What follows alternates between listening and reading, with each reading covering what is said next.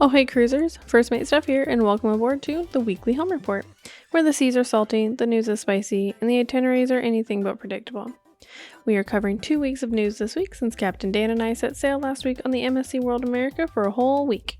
Since our last report, the cruise world has been rocked by hurricanes, norovirus outbreaks, and a pricing shakeup that's got Virgin Voyages rewriting their entire rule set.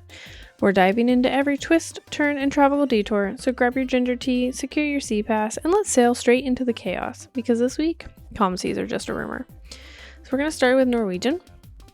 So they have had some major redeployment or cancellations in the 26-27 season.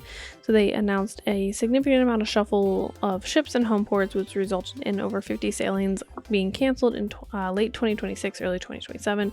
So those include the Norwegian Gem, which will move to Tampa for 4 to 11 night Caribbean and Bahama itineraries, leading to the cancellation of all its original sailings between November 1st, 2026 and April 4th, 2027. The Norwegian Dawn will move to Jacksonville for short Bahama sailings, with all original cruises canceled between November 1st, 2026 and March 28th, 2027. The Norwegian Getaway and the Norwegian Joy have had specific short cruises canceled in late 2026 just due to port availability, and also has indicated that new longer Caribbean and Bahama itineraries will be announced soon. Along with that, the Norwegian Getaway had its October 29th, 2025 sailing the itinerary adjusted, dropping visits to Bimini and the Bahamas due to port availability and replacing them with a call to Cozumel and an extra day at sea. So I think that's I think we're gonna start seeing maybe more of that with a lot of cruises coming out of Florida and trying to get to Bimini or the Bahamas. And now that Virgin uses Bimini as their private island, I think we're gonna see a little bit more of that, or just some adjustments, maybe not cancellations, but adjustments. So they also have some new ships and private island enhancements. So the Norwegian Luna construction is underway. This is the next Prima Plus ship in the line. So it is preparing for its launch in spring of 2026. Great Stirrup Cay, which is their private island. So they have announced that they are significantly expanding their private island destination in the Bahamas. So new amenities are expected to open by the end of this year, including a 2-ship pier, a new pool, a family splash pad, a welcome center, and a tram, which is great. I believe the last time I was there was a really long boardwalk. And then the Great Tides Water Park. So this is a nearly 6-acre water park with 19 water slides and almost 800-foot dynamic river. And new jet carts water track is expected to open in the summer of 2026. Sailing on over to Carnival. So they have announced some new class ships. So it's the Excel class. So previously I reported that they have announced the Carnival Festival, which is the 4th Excel class ship. It is set to debut in the spring of 2027, calling Port Canaveral home. So this will feature a new outdoor family zone called Sensation Point with the Carnival Waterworks Ultra Water Park, which replaces the Bolt, the ultimate sea coaster found on the first 3 Excel class ships. The ship will focus on multi-generational travel with 1,000 interconnecting rooms. That's a lot of rooms, holy crap. 70% more than the previous Excel ships, and an enhanced youth program area, including a dedicated space for the Turtles program for babies. A 5th ship has been announced, the Carnival Tropical, which is expected to launch in spring of 2028, and then Project Ace is the platform for 3 future large-scale ships. So these are going to be big boys, and they are set to be delivered in 2029, 2031, and 2033.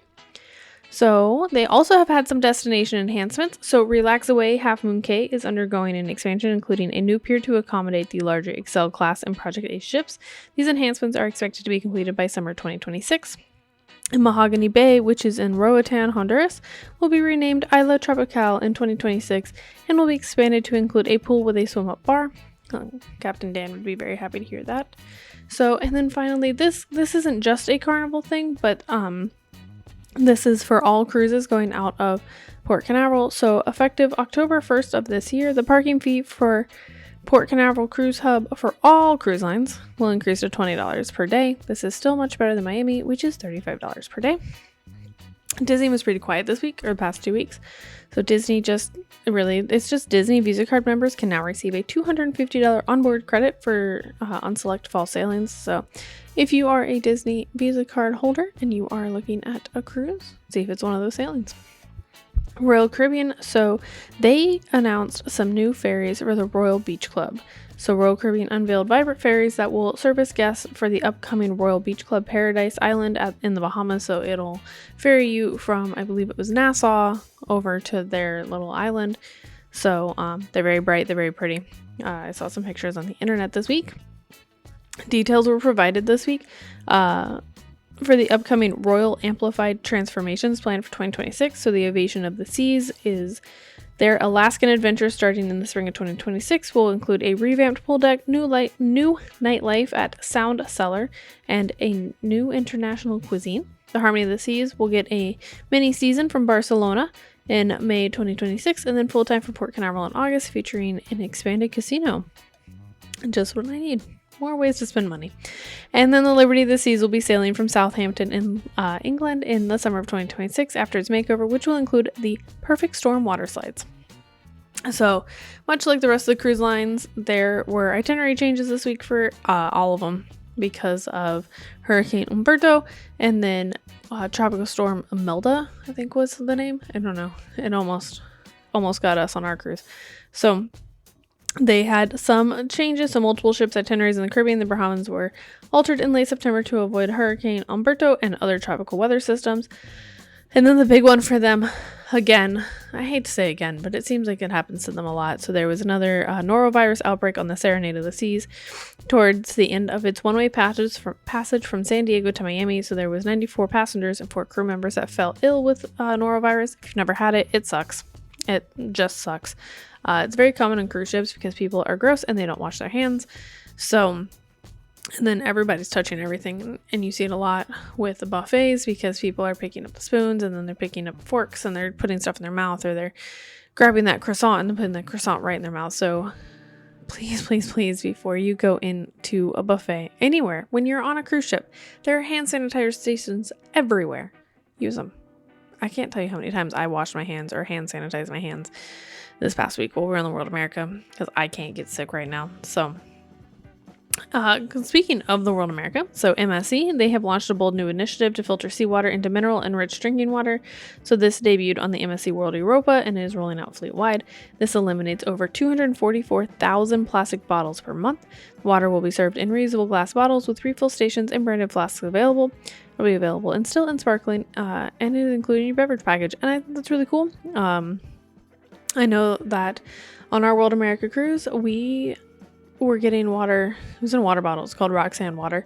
And but when we went to Italy, which is their specialty Italian restaurant, they had Aquapanna, that's really good water, and it's in glass water. It's in glass bottles. And I always prefer things that can be recycled. So we tried to get more of that, but they said they only served it in the specialty restaurants. And then the Guinness World Records Entertainment expands fleet-wide. So if you haven't been on an MSC cruise, then you wouldn't know that MSC will always have things where you are able to try and break a world record. So they have a bunch of record-breaking challenges, trivia, and live shows on their ships. So this is coming out, and it is being just brought onto all their ships fleet-wide. So I think that's pretty great.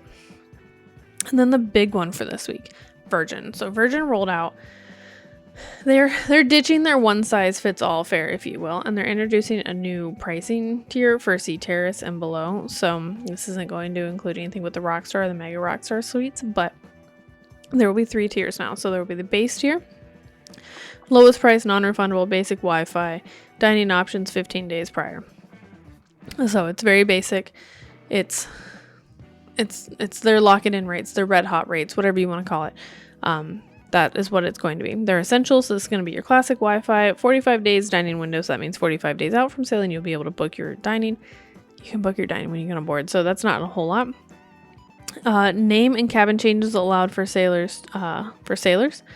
So sailors 2 to 4. So if you have 2 people in a room, you are allowed to change the names of one of the sailors. If you try and change 2, then you're just changing the entire itinerary. And I'm not sure if they're going to let you get away with it. Right now, you can change it completely, but it kind of seems like they're getting away with that. And then premium, so this is going to be premium Wi-Fi, 60-day dining window, $15 a night bar tab, and priority support. So I have to do more research on this because it came out while we were on our cruise, so I didn't get a chance to do much research on it. There's also a lot of talk because now their gratuities are always included, and now you're paying the gratuities. With that being said, they're just now separating it out because, and from what they say, their pricing model isn't changing in this, and so they want to make sure that people understand that their employees are paid well. And so they're like, hey, these are what the gratuities that you're paying are. This new pricing model comes out on the 7th, so I have not been able to actually view it. So once it comes out, I will have more information on that. So basically, this has been inspired by airline and hotel models that give sailors more control and transparency and choice. And then, again, the gratuities are probably the people's biggest thing right now. And then the Brilliant Lady is, it is out. It is sailing. It is drawing rave reviews. So Virgin has been crowned Travel and Leisure's best mega ship cruise line for the 3rd year in a row. That should say something about them. I brag about them a lot. People always ask me what my favorite is, and if it is Virgin and MSC. For two very different reasons, but I go between the two of them just because they're the ones I get to go on most often, and what I feel like they offer and the value suits my needs best. So that is our cruise news for the week. It was a lot, I guess, for the 2 weeks. So as always, a cruise tip for this week. So giving the norovirus outbreak. So even with cruise lines trying to be more on their cleaning game, you should always have your own stash of whether it be disinfectant wipes, spray, hand sanitizer. We have disinfectant wipes we carry with us. We have disinfectant spray. I have hand sanitizer on me. So wipe down remote controls, light switches, and door handles when you first enter your stateroom. Yes, they should be clean, but still. And then when you're in like the buffet area, right? So just like wash your hands, wipe down like where you're sitting, maybe wipe down your table and stuff because they're not cleaning those. They're just picking up stuff and going. And then clean your camera and phone because it's just like daily, right? So just like give a little squirt and like spray it off and clean it because you're touching everything and then you're touching your phone. So and you're putting it to your face or whatever. So just keep that. So these are like small steps that'll help you avoid the dreaded cruise cough or worse, especially with it being norovirus season. So, but from hurricanes to headlines, this week's cruise news was anything but smooth sailing. But with the right tips and a steady compass, you're always ready to ride the waves. Until next time, keep your stories afloat and your sea legs strong. We'll be back with more tales from the ship. Until next time, friends, calm seas and clear skies.